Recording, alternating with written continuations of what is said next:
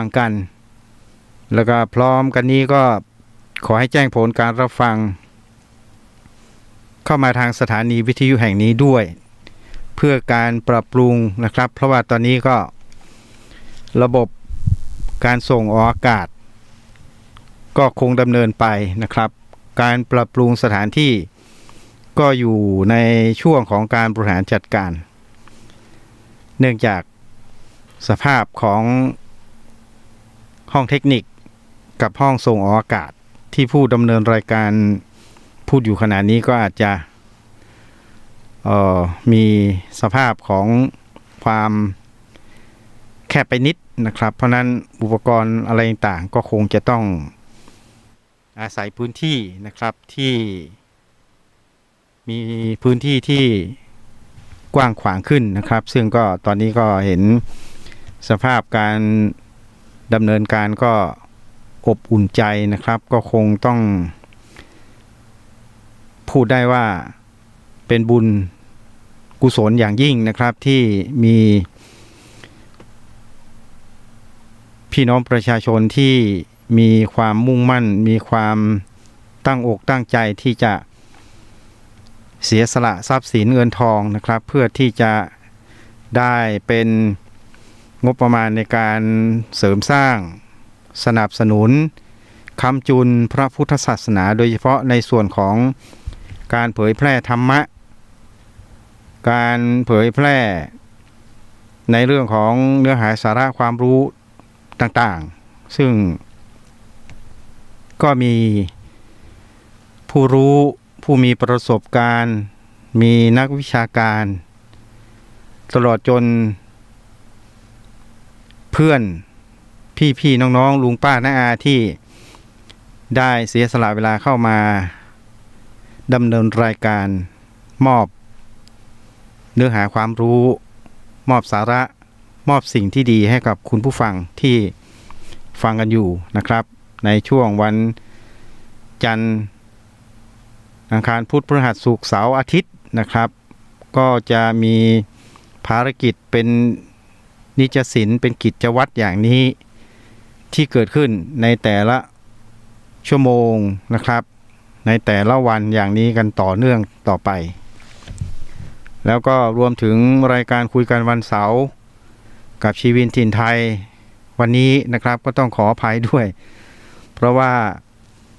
ช่วงเช้าก็ Bike for Me นะครับก็คือปั่นเพื่อสุขภาพกลับมาก็มาดูแลในเรื่องของความสะอาดเรียบร้อยภายในบ้านพักที่อยู่อาศัยนะครับแล้วก็นอกนั้นก็ดูแลในเรื่องของความสะอาดของยวดยานพาหนะที่เราได้ใช้นะครับซึ่งไม่ว่าจะสิ่งมีชีวิตก็เป็นสิ่งที่เราพึงจะต้องมีความกตัญญูรู้คุณกตเวทิตาต่อพ่อแม่ปู่ย่าตายายนะครับในขณะเดียวกันไอ้สิ่งที่เราถือว่ามันไม่มีชีวิตนะครับก็คือยกตัวอย่างเช่นในที่พูดไปยวดยานพาหนะไม่ว่าจะเป็นรถจักรยานนะครับมอเตอร์ไซค์รถยนต์หรือว่าบางท่านอาจจะมีอากาศยานเล็กๆนะครับซึ่งผู้ดำเนินรายการเองก็ฝันเหมือนกันนะครับอยากจะมีอากาศยานเล็กๆเพราะฉะนั้นคุณผู้ฟังก็อย่าไปงงนะว่าชีวิตถิ่นไทยก็มาได้นี่ก็มีมอเตอร์ไซค์มีรถยนต์อะไรอีกแล้วจะเอาอะไรอีกจะเอาอากาศยานเล็กๆจะซื้อเครื่องบิน ส่วนตัวหรือเปล่าคงไม่ใช่นะครับเพราะว่าเครื่องบินส่วนตัวเนี่ยราคาเป็นล้านนะครับล้าน2ล้าน10ล้านมีคงไม่มีวาสนานะครับแม้จะมีบุญที่ไหนมาหล่นทับก็คงจะลุกไม่ไหวละเพราะว่าเข้าสู่วัยสวไปเรียบร้อยแล้วนะครับแต่ที่ผมพูดถึงที่ว่าเอื้อมมือจับถึงเนี่ยเพราะว่าจับมาแล้วสัมผัสมาแล้วไปดูมาแล้วก็คือเครื่องพารามอเตอร์นะครับซึ่งก็มีล่มบินอันนี้ยังมองอยู่เพราะว่าเราสามารถหยิบจับหาได้เพราะว่าราคาก็ไม่ถึงล้านนะครับ ก็อาจจะประมาณสัก 70,000 ถึงแสนกว่าบาทนะครับเพราะว่าตอนนี้ Made in Thailand ก็มีแล้วนะครับล่มก็ผลิตในประเทศไทยนี่แหละนะครับสามารถที่จะเอามาเป็นส่วนประกอบ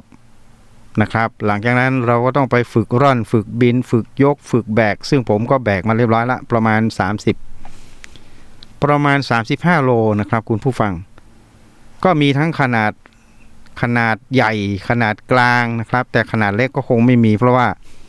กำลังส่งในการขับเคลื่อนในการบินก็บนท้อง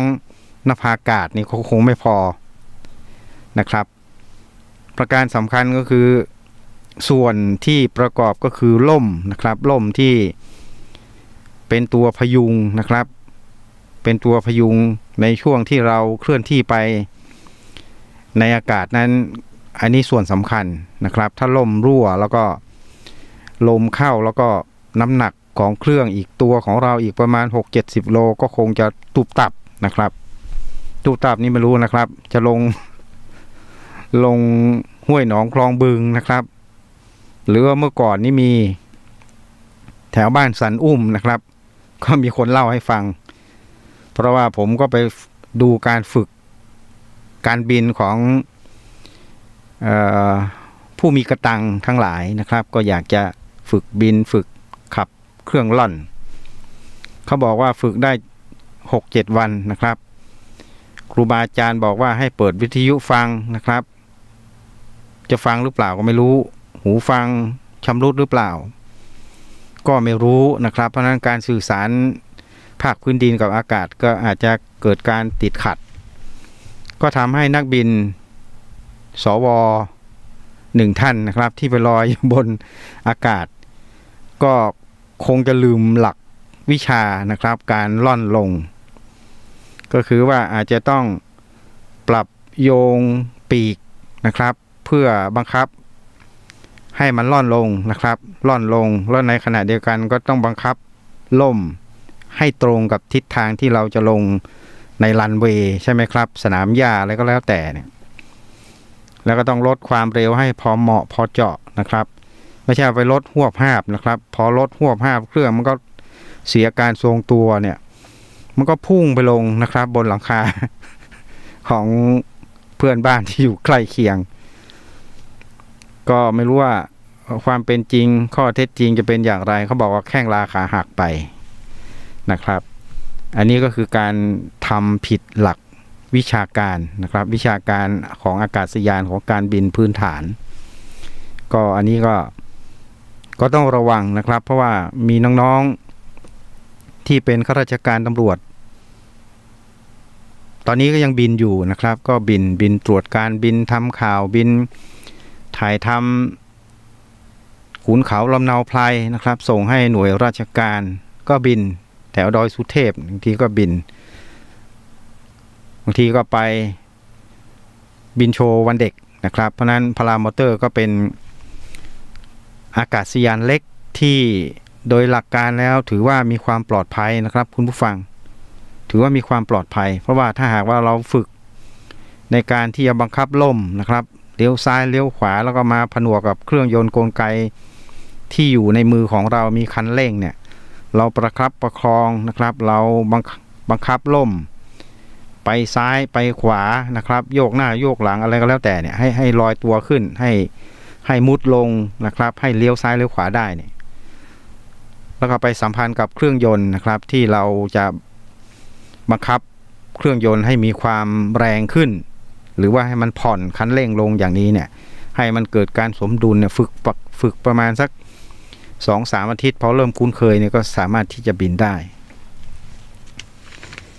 อันนี้ก็เป็นส่วนหนึ่งนะครับที่คุยกันวันเสาร์กับชีวินถิ่นไทยไตเติ้ลก็คุยกันไปสไตล์แบบชีวินก็เป็นอย่างนี้นะครับว่า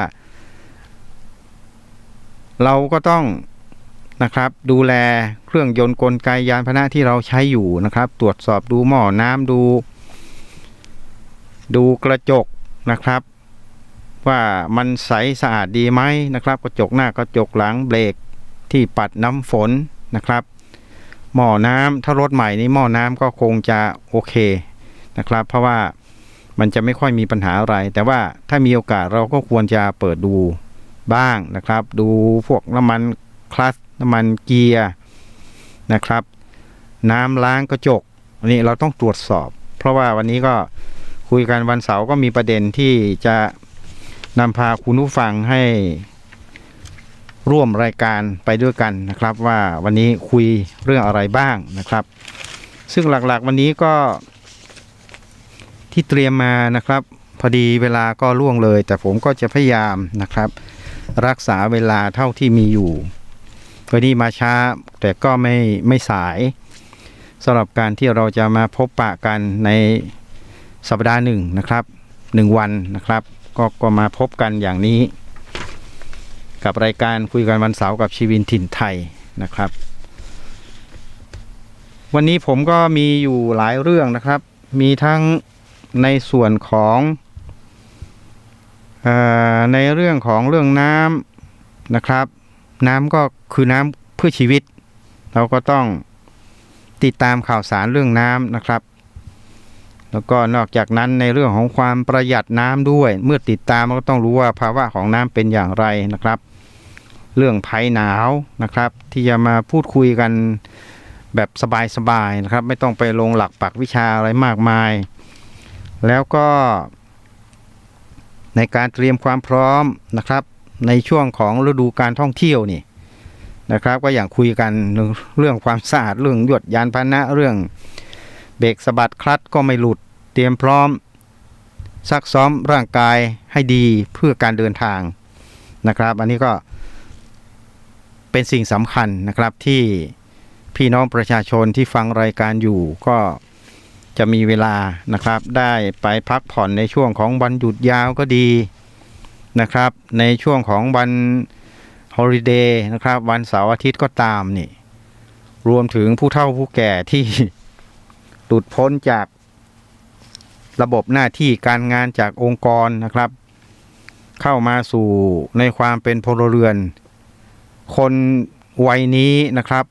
ไม่ได้เรียกว่ากลุ่มเพราะว่ามีทั้งทั่วประเทศไม่ว่าจะเป็นข้าราชการพลเรือนตำรวจทหารนะครับรัฐวิสาหกิจเยอะแยะมากมายหรืออาจจะรวมถึงบริษัทนิติบุคคลนี่60 ปีบางทีก็รวยแล้วก็เกษียณนะครับมอบหมายหน้าที่ให้กับทายาทภายในครอบครัวเป็นผู้จัดการเพื่อทำหน้าที่ต่อไปก็เกษียณนะครับหยุดไปทำไร่ทำสวนมีพักพวกเพื่อนฝูงรุ่นพี่นะครับซึ่งเคยทำงานในสายงานตำรวจก็ไปทำไร่อยู่ที่แม่แตงนะครับปลูกเงาะปลูกทุเรียนนะครับปลูกพืชผักสวนครัวก็อยู่กับดินนะครับอยู่กับดินอยู่กับธรรมชาติอยู่กับป่านะครับแต่ว่าไม่ได้ไปบุกรุกป่าหรอกนะครับไม่ได้ไปบุกรุกเพราะว่าเขาก็ซื้อสิทธิ์มีเอกสิทธิ์อย่างถูกต้องตามกฎหมายนะครับก็ผ่านการรับรองของเจ้าหน้าที่ของรัฐก็ถือว่าก็ได้สิทธิ์การครอบครองได้กรรมสิทธิ์ไปก็สามารถใช้สิทธิเสรีภาพในการที่จะประกอบสัมมาอาชีพที่ตนชอบที่ตนรักและมีโอกาสได้ทำนะครับก็ทำไปนะครับเหมือนกับชีวินถิ่นไทยนะครับในสายงานองค์กรก็ทำหน้าที่ไปในเรื่องของการทำหน้าที่ในสายงานนะครับซึ่งก็มีงานเยอะแยะมากมายที่สั่งการลงมานะครับจากเบื้องบนจากหน่วยงานสำนักงานตำรวจชาติลงมากองบัญชาการมากองบังคับการนะครับมาฝ่ายอำนวยการก็ปฏิบัติการก็ทำหน้าที่กันไปพอเราหลุดออกจากองค์กรนะครับเราก็มาทำหน้าที่เป็นภารกิจทางสังคมนะครับหลักๆตอนนี้ก็งานด้านสื่อสารมวลชนนะครับซึ่งรายการเป็นผู้ดำเนินรายการทางสถานีวิทยุนั้นก็ถือว่าเป็นสื่อสารมวลชนแขนงหนึ่งเหมือนกันนะครับเพราะว่าการที่เราจะมาพูดจาภาษาดอกไม้ให้กับคุณผู้ฟังในแต่ละวันเสาร์แน่นอนนะครับเราก็ต้องมีข้อมูลใช่ไหมครับก็ต้องเตรียมข้อมูลอย่างน้อยๆก็ เป็นหัวเรื่องแล้วก็ขยายต่อก็ว่ากันไปนะครับอย่างวันนี้ที่ผมเตรียมมาเนี่ยไม่ว่าจะเป็นในเรื่องของเรื่องน้ำเรื่องภัยหนาวนะครับเรื่องการเตรียมความพร้อมในการเดินทางเนี่ยเดี๋ยวเราก็จะคุยกันไปนะครับแต่ว่าหลักวันนี้ก็คือก็หนีไม่พ้นนะครับในเรื่องของข่าวสารต่างประเทศเหมือนเดิมนะครับซึ่งก็เป็นเรื่องสำคัญนะครับที่เราต้องติดตามนะครับเพราะว่าในเรื่องของข่าวสารต่างประเทศนั้นโดยเฉพาะที่เป็นเรื่องที่น่าสนใจจับตากันไปทั่วโลกนะครับในขณะนี้เนี่ยไม่ว่าจะเป็นยุโรปไม่ว่าจะเป็นเอเชียของเรานะครับก็คงปฏิเสธกันไม่ได้ว่าข่าวที่มีความสำคัญนะครับต่อประชาคมโลกนั้นก็คือการเลือกตั้งนะครับประธานาธิบดีคนที่46ของประเทศสหรัฐอเมริกานะครับซึ่งก็ได้มีการแข่งขันมีการรับสมัครนะครับหลังจากนั้นก็มีการบริหารจัดการเข้ามาสู่การแข่งขันโดยการใช้สิทธิ์เลือกตั้งนะครับไม่ว่าจะเป็นในเรื่องของการหย่อนบัตรนะครับแล้วก็มีในเรื่องของคะแนนเขาเรียกคะแนนความนิยมนะครับของคณะผู้เลือกตั้งก็ดีเนี่ยคะแนนที่ลงตามบัตรตามใบไปรษณีย์นะครับที่เลือกตั้งไปก่อนล่วงหน้านี่ก็มาถึงระยะเวลาที่จะต้องมารวบรวมลงคะแนนนะครับซึ่งตอนนี้ก็คงเป็นที่ทราบกันแล้วนะครับถึงแม้ว่าอาจจะยังไม่มีการประกาศอย่างเป็นทางการนะครับแต่ว่ากำหนดการที่เขากำหนดไว้ก็รออยู่นะครับโดยเฉพาะในเรื่องของการสาบานตนเข้ารับตำแหน่งประธานาธิบดีของสหรัฐอเมริกาคนที่46นะครับซึ่งก็เขากำหนดไว้นะครับใน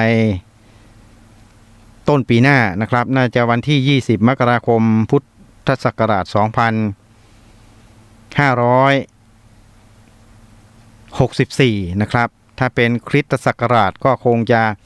ปี2021นะครับ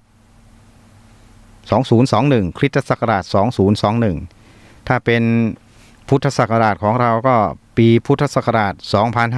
2564นะครับซึ่งก็เหลืออีกเดือน2เดือนพฤศจิกาธันวานะครับแล้วก็มกราแต่ว่าทั้งนี้ทั้งนั้นเนี่ยในส่วนของคะแนนอะไรต่างๆทุกท่านก็คงทราบกันไปแล้วนะครับว่าโจไบเดนนั้นได้มีคะแนนนำนะครับในช่วงที่ผ่านๆมานะครับมีคะแนนนำกว่าทรัมป์เยอะเลยนะครับแล้วก็ล่าสุดมานี้นะครับไบเดนก็ทำลายสถิตินะครับในการที่มีผลคะแนนที่เป็นผลโหวตมากที่สุดในประวัติศาสตร์ของอเมริกามากกว่าถึง73 ล้านเสียงนะครับอย่างของบ้านเราเนี่ยก็คงจะเทียบกันไม่ติดนะครับเพราะบ้านเรานี่มีประชากรอยู่ก็น่าจะประมาณ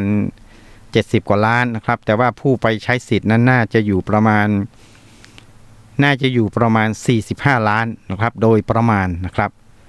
โดยประมาณเพราะฉะนั้นผู้ที่ได้สิทธิ์ได้เสียงผ่านการเลือกตั้งในอดีตที่ผ่านมานะครับในประเทศไทยของเราเนี่ยก็จะอยู่ประมาณคนที่ได้เป็นนายกรัฐมนตรีของประเทศไทยในปีที่ผ่านมานะครับก็จะอยู่ประมาณ20 ล้านนะครับส่วนผู้ที่เป็นคู่แข่งขันนะครับไล่กันลงมาก็อาจจะประมาณสัก15 ล้าน13 ล้านนะครับ7-8 ล้านไล่กันลงมาอย่างเงี้ยนะครับแต่ก็ยังนะครับยังไม่ถึงครึ่งของโจไบเดนเลยนะครับเห็นไหมครับว่าโจไบเดนน่ะได้รับคะแนนโหวตเป็นคะแนนนิยมในประวัติศาสตร์มากถึง73 ล้านเสียงเห็นไหมครับ73 ล้านเสียงนะครับ แล้วก็นอกจากนั้นแล้วเขาก็ยังได้คะแนนรวมนะครับคะแนนรวมของคณะผู้เลือกตั้งนะครับคุณผู้ฟังคะแนนรวมของคณะผู้เลือกตั้งซึ่งก็มีการนับคะแนนไปแล้วนะครับที่มลรัฐเพนซิลเวเนียนะครับเพนซิลเวเนียโจไบเดนได้คะแนนของคณะผู้เลือกตั้งได้มากกว่า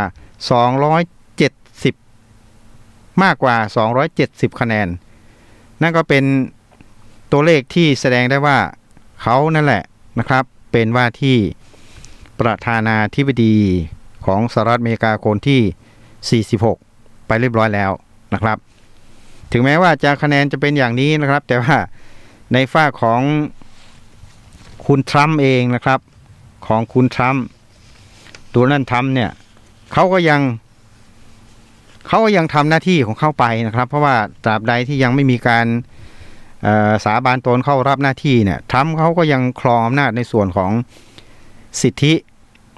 ตามกฎหมายรัฐธรรมนูญของอเมริกาที่เขามีอยู่นะครับเขาก็ทำหน้าที่ไป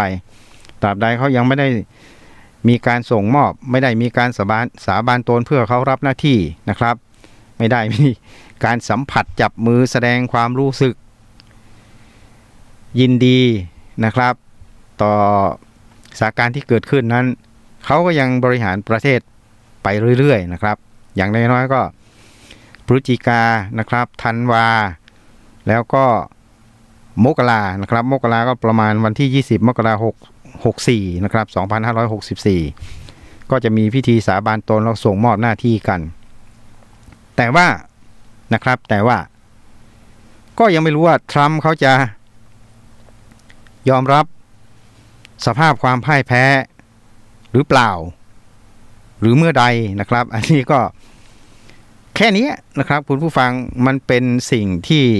ทั่วโลกเขาจับตาดูนะครับว่าทรัมป์จะมีปฏิกิริยาเกี่ยวกับเรื่องนี้อย่างไรนะครับโดยเฉพาะในส่วนของการยอมรับถึงผลคะแนนก็ดีเนี่ยแล้วก็การที่จะดำเนินการไปสู่กระบวนการยุติธรรมของศาลนี่นะครับเพราะว่าทรัมป์เขาก็ยังมีปัญหาในหลายๆเรื่องนะครับเพราะฉะนั้นถ้าเขาหลุดออกไปนี่ก็อาจจะมีปัญหานะครับหลายๆเรื่องที่จะตามมาเพราะนั้นทำอย่างไรนะครับจะให้ลงจากตำแหน่งอย่างมีความสุขนะครับแล้วก็ผู้ที่มารับตำแหน่งก็จะรับตำแหน่งเพื่อไปทำหน้าที่อันหนักหน่วงนะครับเพราะฉะนั้นภารกิจของประเทศสหรัฐอเมริกาที่มีเยอะแยะมากมายนะครับไม่ว่าจะเป็นเรื่องความมั่นคงเรื่องเศรษฐกิจเรื่องความสัมพันธ์ระหว่างประเทศ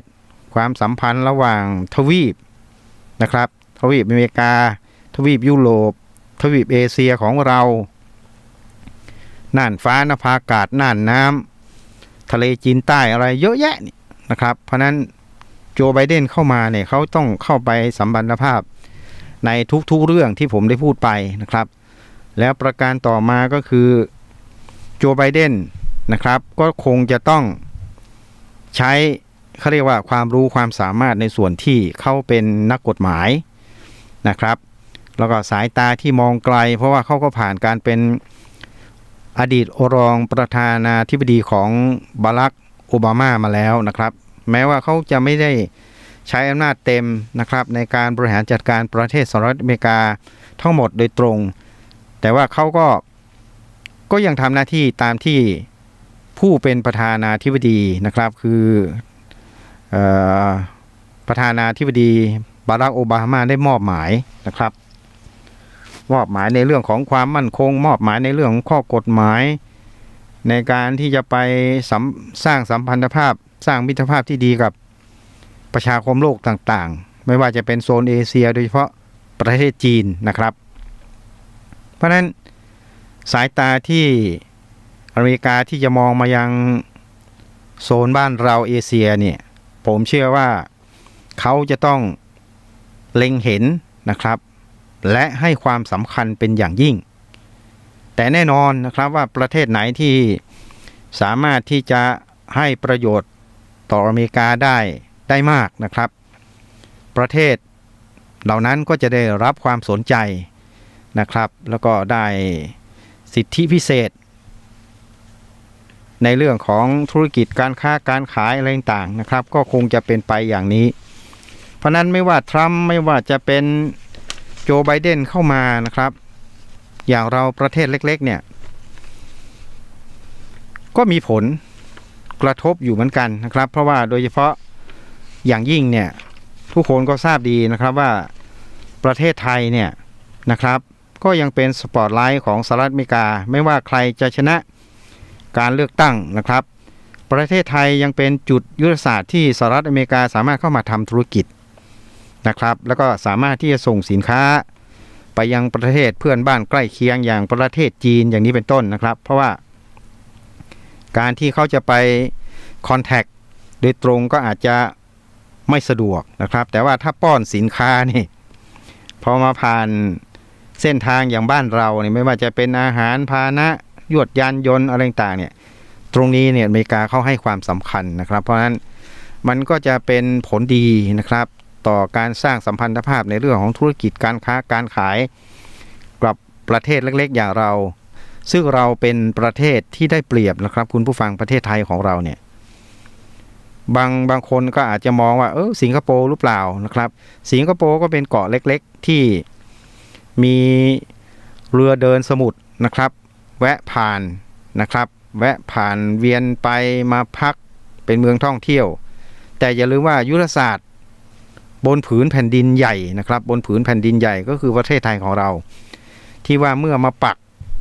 กธงธุรกิจอยู่ประเทศไทยเนี่ยก็สามารถทำอย่างไรนะครับสามารถทำอย่างไรก็สามารถที่จะแจกจ่ายไปยังประเทศเพื่อนบ้านใกล้เคียงอย่างเช่น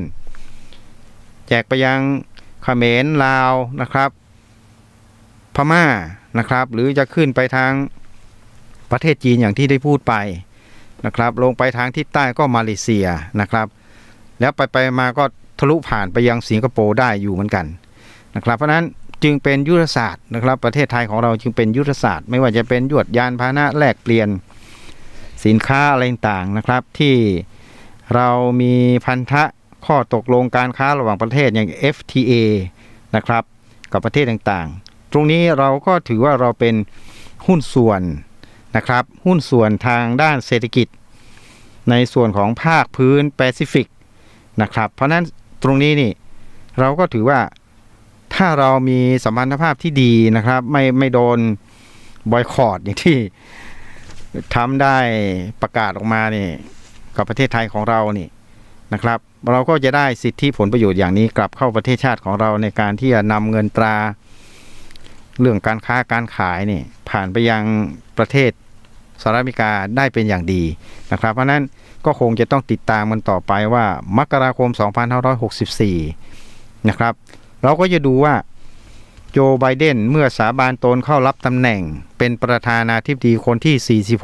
46ของสหรัฐอเมริกาแล้วเนี่ยเขาจะหันหน้า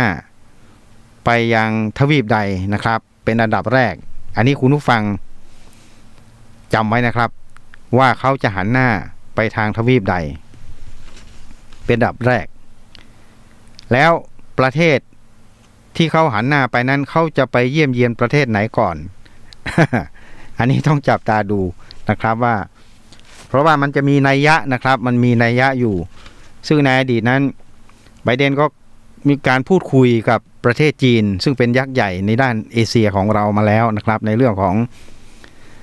เขาเคยพูดว่านะครับเคยพูดว่าทำอย่างไรให้ทะเลจีนใต้เนี่ยเป็นพื้นที่สากลนะครับอันนี้มีความหมายนะครับทำให้เป็นพื้นที่สากลซึ่งเราก็รู้อยู่นะครับว่าจีนก็หึ่มอยู่บริเวณพื้นที่นั้นอยู่ตลอดเวลานะครับเห็นไหมครับเพราะฉะนั้นตรงนี้เนี่ยก็เป็นเรื่องที่เราจะต้องจับตาดูเช่นกันนะครับแต่ทั้งนี้ทั้งนั้นเนี่ยไม่ว่าจะเป็นทรัมป์นะครับทรัมป์ก็เขามีโอกาสอยู่นะครับว่าวันนี้เขาอาจจะ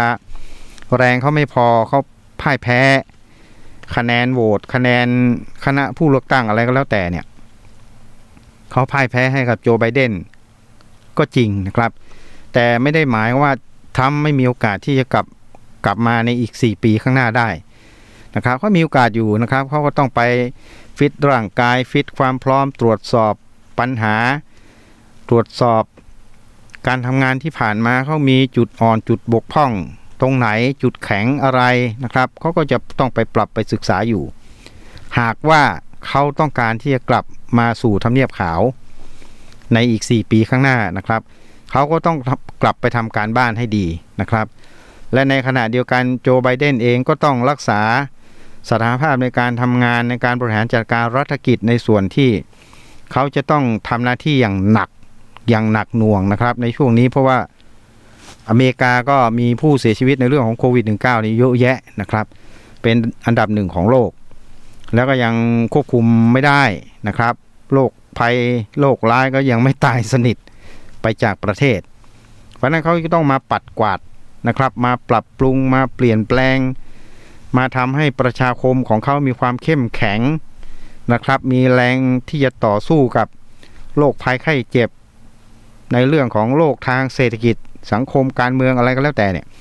เขาต้องสร้างให้ประชาชนชาวอเมริกานั้นมีความเข้มแข็งแล้วก็อยู่อย่างมีความสุขอย่างเต็มภาคภูมิต่อไปอันนี้เป็นภารกิจของโจไบเดนที่ต้องทำหน้าที่นะครับก็คงจะเอาพอแค่นี้นะครับเพราะว่าในเรื่องของข่าวสารต่างประเทศนะครับก็เป็นเรื่องที่เราต้องจับตาดูกันต่อไปทีนี้ก็มาดูบ้านเรากันบ้างนะครับบ้านเราก็พูดถึงในเรื่องของน้ำท่า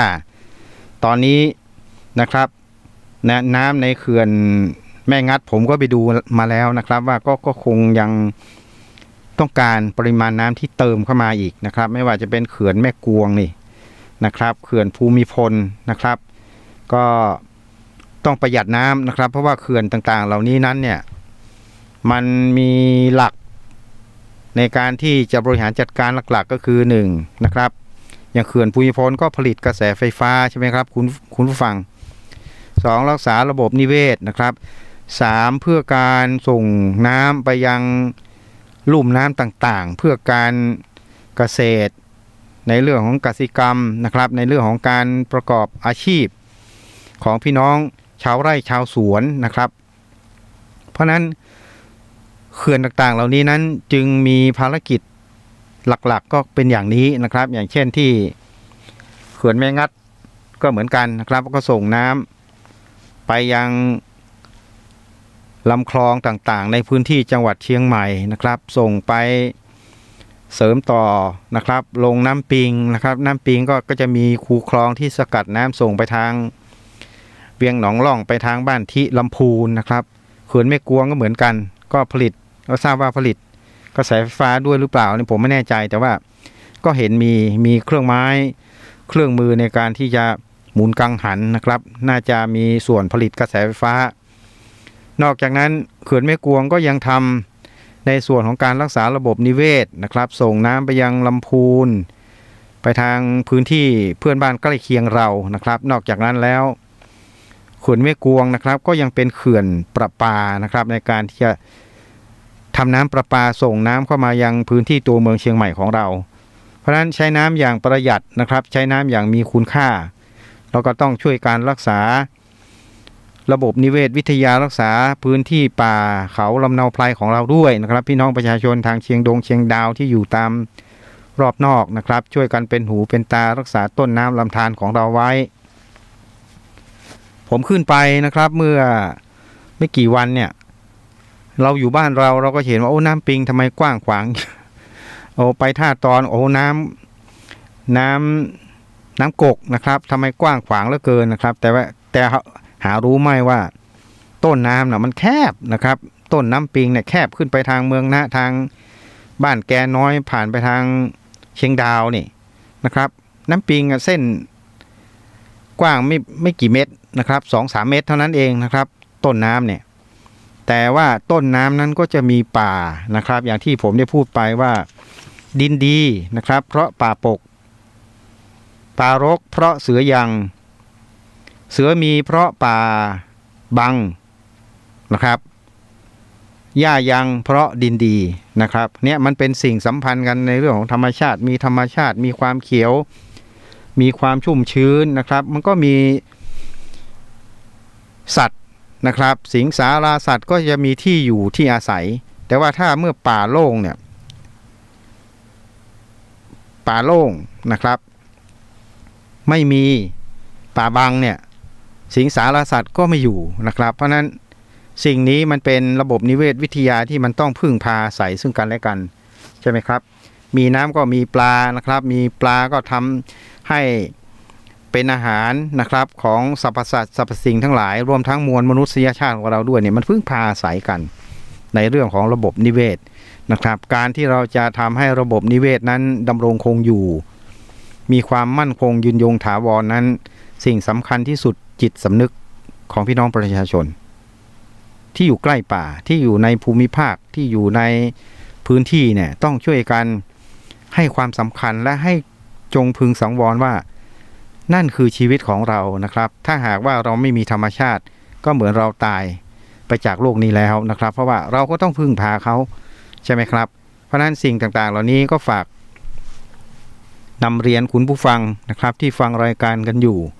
ได้ช่วยกันอนุรักษ์ต้นน้ำลำธารป่าไม้นะครับให้ดำรงคงอยู่เพื่อการที่เราจะได้มีน้ำนะครับไหลเข้าสู่เขื่อนต่างๆนะครับเมื่อมีน้ำมีพลังงานก็เกิดกระแสไฟฟ้านะครับเมื่อเกิดกระแสไฟฟ้ามีความสว่างไสวความปลอดภัยในชีวิตทรัพย์สินของพี่น้องประชาชนก็เกิดขึ้นนะครับเราก็ไม่ต้องไปสิ้นเปลืองงบประมาณของรัฐะนะครับในการที่ต้องไปเสียงบประมาณในการที่จะไปจัดหากระแสไฟฟ้านะครับเข้ามาในประเทศเราเพราะว่าเราสามารถผลิตได้เนี่ยเราก็สามารถที่จะมีพลังงานสำรองมีพลังงานที่เหลืออยู่นะครับเราก็สามารถที่จะจำหน่ายนะครับไปยังประเทศเพื่อนบ้านได้ก็ทำให้สามารถนำเงินตรานะครับเข้ามาบริหารจัดการภายในประเทศของเราได้เป็นอย่างดีต่อไปก็ต้องช่วยกันดูแลในเรื่องของน้ำท่าอย่างที่ได้พูดไปนะครับในช่วงภัยหนาวนี่ก็ต้องเตือนคุณผู้ฟังด้วยนะครับว่าความหนาวเหน็บเจ็บกระดองใจเนี่ยนะครับประมาณเดือนธันวาคมเนี่ยนะครับประมาณเดือนธันวาคมเป็นต้นไปเนี่ยจนถึงมกราคม2564นะครับแล้วก็อาจจะถึงกุมภาพันธ์2564ด้วยเนี่ยจะหนาวสั้นหนาวยาวอะไรก็แล้วแต่นะครับแต่ว่าเขาบอกว่าภัยหนาว50กว่าจังหวัดในภาคเหนือนะครับคุณผู้ฟัง50กว่าจังหวัดในภาคเหนือนั้นจะมีบางจังหวัดจะมีบางพื้นที่นะครับที่ว่าหนาวจัดจริงๆนะครับซึ่งผมก็เสียวๆเหมือนกันว่าบางจังหวัดนั้นผมว่าเชียงใหม่ของเราอ่ะคงโดนแน่ๆนะครับเพราะว่าหลายปีผ่านมานี่หนาวเหน็บนะครับชนิดว่าเอามือไปจิ้มลงในถังน้ำนี่โอ้โหอย่างน้ำแข็งนะครับนี่แถวคลองส่งน้ำประปาดอยสุเทพเนี่ยคุณผู้ฟังเอาเบียร์ไปแช่ได้เลยนะครับเบียร์ไปแช่ได้เลยไม่ต้องไปใส่ตู้เย็นให้เปลืองไฟนะครับแช่ไว้สัก10-20 นาทีเนี่ยโอ้โหเย็นเยือกนะครับเย็นจริงๆก็คงต้องติดตามนะครับในเรื่องของข่าวสารในเรื่องของข่าวอากาศว่าข่าวสารที่พูดไปนั้นจะเป็นจริงเป็นจังหรือไม่แต่ว่าเท่าที่สัมผัสผ่านมานั้นธันวาคมแน่นอนนะครับธันวาคมเนี่ยไปจนถึงประมาณมกราคมเพราะนั้นเราจะสังเกตเห็นไหมครับว่าจังหวัดเชียงใหม่ของเราก็จะมีงานกาชาดงานฤดูหนาวเห็นไหมครับมันก็จะอยู่ในช่วงธันวามกรานี่แหละนะครับส่งท้ายปีเก่าต้อนรับปีใหม่ส่งแลกของขวัญทางใจนะครับส่งไปให้ถึงกันเนี่ยธันวาคมมกราคมนะครับก็คอยติดตามต่อไปอันนี้ในเรื่องของความหนาวเย็นนะครับแต่ว่าสิ่งที่ตามมาก็ฝากเตือนคุณผู้ฟังด้วยนะครับว่าต้องทำให้ร่างกายอบอุ่นนะครับต้องทำให้ร่างกายมีความแข็งแกร่งมีแอนติบอดีสามารถที่จะต้านทานโรคภัยไข้เจ็บได้นะครับออกกำลังกายวันละนิดอย่างผมก็ปั่นจักรยานเนี่ยเช้าเย็นนะครับเช้าก็ประมาณ10โลเย็นก็อาจจะประมาณสัก10โลนะครับแล้วก็ฟิตเนสนิดหน่อยนะครับหมุนแขนหมุนขาหมุนคอนะครับโยกซ้ายโยกขวาทำอย่างไรก็ได้ให้ร่างกายของเรานั้นได้มีการเคลื่อนไหวนะครับเมื่อร่างกายเรามีความเคลื่อนไหวเนี่ย มันก็จะมีพลังนะครับเมื่อร่างกายของเรามีพลังมันก็มีผลต่อการขับถ่ายต่อการทานอาหารนะครับต่อการที่เราจะทำให้สุขภาพของเรานั้นมีความสมบูรณ์แข็งแรงนะครับก็เวลาก็เหลือนิดนะครับก็คงจะพูดเรื่องอื่นไม่ทันแล้วผมอยากจะขอมอบสิ่งนี้ให้กับคุณผู้ฟังที่ฟังรายการในวันนี้นะครับว่าของขวัญอันล้ำค่าที่จะมอบให้กับตัวเองนะครับฟังให้ดีนะครับของขวัญล้ำค่าที่คุณสามารถที่จะมอบให้กับตัวเองของทุกท่านของทุกท่านที่ฟังรายการอยู่ 1. สุขภาพที่ดีนะครับ 2. พักผ่อนให้เพียงพอ 3. เรียนรู้พัฒนาตนเองนะครับอยู่ว่างๆก็อาจจะดูคอมพิวเตอร์พัฒนาในเรื่องของกราฟิกดีไซน์อะไรทั้งหลายนะครับอยู่ในคอมพิวเตอร์นั่นแหละนะครับ 1. สุขภาพที่ดี 2. พักผ่อนให้เพียงพอ 3. เรียนรู้พัฒนาตนเองเรียนเต้นรำเรียนร้องเพลงอะไรก็แล้วแต่นะครับเรียนรู้พัฒนาตนเอง 4. แวดล้อมด้วยผู้คนดีๆนะครับก็หมายความว่าคนที่พูดไม่เข้าใจกันเนี่ยมันมีโอกาสจะพานทะเลาะเราก็หนีให้ไกลนะครับแล้วก็ไปอยู่ในภาวะแวดล้อมที่มีคนที่พูดภาษาใจและเข้าใจกันดีๆนะครับ 5. ชื่นชมและให้กำลังใจตัวเองนะครับอันนี้คือการยกระดับของจิตใจนะครับไม่ใช่ว่าจะไปอมทุกข์อมโศกอมโรคอมภัยตัดช่องน้อยแต่พอตัวหรือว่าอาจจะเป็นซึมเศร้าไปนะครับเพราะฉะนั้นเราต้องชื่นชมเราแข็งแกร่งเราทำได้เราแข็งแกร่งเราเก่งนะครับนี่ให้กำลังใจตัวเอง 6. ตั้งเป้าหมายในชีวิตนะครับเอาที่มันสามารถทำได้นะครับอย่างผมเนี่ยผมตั้งเป้าหมายในชีวิตว่าผมจะเดินทาง 1,000 กิโลด้วยมอเตอร์ไซค์ตอนนี้ผมได้ไปแล้วนะครับเกือบ500ละเอาแค่นี้นะครับเอาที่มันสามารถทำได้แล้วหลังจากนั้นเมื่อมันมีพลังมีความสำเร็จปุ๊บเป้าหมายที่โตที่ใหญ่ขึ้นก็มันก็จะตามมาแล้วแต่ว่าคุณเลือกทำเป้าหมายอะไร 7. มีวินัยในตนเองนะครับ 8. คิดบวก 9. ให้อภัยผู้อื่นรับฟังสถานีวิทยุกระจายเสียงพระพุทธศาสนาหมดเวลาแล้วนะครับคุณผู้ฟังวันนี้ขอบคุณสำหรับการติดตามเพื่อการศึกษาพระพุทธศาสนาขอบคุณสำหรับการติดตามพบกันใหม่วันนี้สวัสดีครับ FM 104.5 เมกะเฮิรตซ์รายการต่อไปเป็นรายการที่พึ่งทางใจก่อนที่ท่านสาธุชนทั้งหลายจะได้ฟังการบรรยายธรรมะต่อไปนี้อาตมาจะได้ให้หัวข้อเรื่องธรรมะกับแผนที่6ซึ่งเป็นธรรมะที่ทันสมัยที่สุดเพราะคำสอนในทางพุทธศาสนานี้เป็นอมตะธรรมคำว่าอมตะแปลว่าไม่ตายธรรมะที่ไม่ตายใจได้ตลอดเวลาและใจได้ทุกเวลาเป็นอากาลิโกคือประกอบด้วยการคือจะใจในบ้านก็ได้จะได้ใจในถนนหนทางก็ได้เวลาขับรถขับลาก็ใจได้และประกอบด้วยการเวลาที่ไหนย้ำร้อนย้ำหนาวปฏิบัติได้หมดเพราะนั้นธรรมของพระสัมมาสัมพุทธเจ้าเมื่อจะเอามาส่งเคราะห์เข้าในแผนที่6ที่ทางรัฐบาลไทยเขาใช้กันทุกวันนี้ก็เข้ากันได้สบายเมื่อมีการผิดพลาดซึ่งอาตมาจะได้เล่าให้ท่านสาธุชนทั้งหลายฟังเขามีความจำเป็นอย่างที่ว่านั้นบ้านเมืองของเขาดีทุกอย่างแต่ไปเสียอย่างเดียวที่ขาดคุณธรรมบางทีเขาปูเสือปูศาสตร์ไว้ศาลาไว้นิมหารจัดดีตักน้ำตักท่าไว้นิมนต์พระเจ้ามาเทศน์ทำห้องไผ่กระบือขึ้นมามีกับคนเท่า5 คน6 คนนั่งสองหน้าพระเจ้าหมู่นั้นแวดไปแวดมาอยู่ตามนอกวิหารศาลาบุญเขาถามว่าเป็นจะได้บักให้ขึ้นมาวิหารกลัวเกือบหาย อันนี้อย่างอื่นเขาดีหมดมันหังเอาแต่น่ะบางทีก่อนหน้าหันใจเขาแต่หมอนึ่งซุปมาหมอนึ่งซุปเมือมันจะได้เป็นเพชฌฆาตกันนี่ไม่ได้สังหารกันสักวันหมอนึ่งซุปมาแล้วหมอนึ่งซุปเมือมันไม่ใช่เจ้าเก่ามันหรอกเจ้าใหม่ บางทีเนี่ยเอาไปเกี่ยวหญ้าคือควายในสวนบนได้เพียบะแตงบนได้เพียพี่งงบนน้องคือพ่อเขาพ่อมองออกกันหญ้าห้ายหน่อยเป็นบะแตงมันก็กับขาดคุณธรรมนี่คุณธรรมนี่เป็นเรื่องประจำจิตประจำใจโดยตรงเมื่อเป็นเช่นนี้แล้วเราควรจะสนใจในเรื่องศาสนธรรมคำสั่งสอน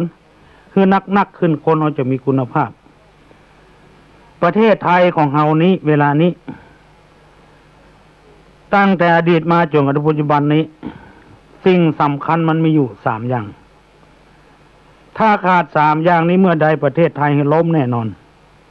3 อย่างนี้มีอันอย่างพ้อง 1. ชาติ 2. ศาสนา 3. พระมหากษัตริย์มีแต่ชาติกับศาสนามีพระมหากษัตริย์ท่านทั้งหลายลองรับตานึกพอเถอะเวลานี้3 อย่างนี้ที่สดใสบัดแตกบะแหงบะบ้างบะบินคือสถาบันของพระมหากษัตริย์เฮายกย่องเทิดทูนไขมาดูแคว้นไขมาใส่ร้ายไปสีในมาพระมหากษัตริย์บรมวงศานุวงศ์ประชาชนคนไทยเฮาจะบ่พอใจถือว่าดูหมิ่นดูแคว้นบางทีนักการเมืองพ้องอย่างพ้องโดนสอบสวนโดนออกการออกงานไปจัดนักเพราะว่าไปกระทบกระเทือนต่อบัลลังก์กษัตริย์เขาถือว่าเป็นเรื่องสำคัญมากถ้ามีก็ศาสนากับพระมหากษัตริย์มันมีชาติคำว่าชาตินี้คือกฎหมายนั่นเองมันมีกฎหมายแล้วก็ผืนแผ่นดินนี้เพราะว่าวงแหวง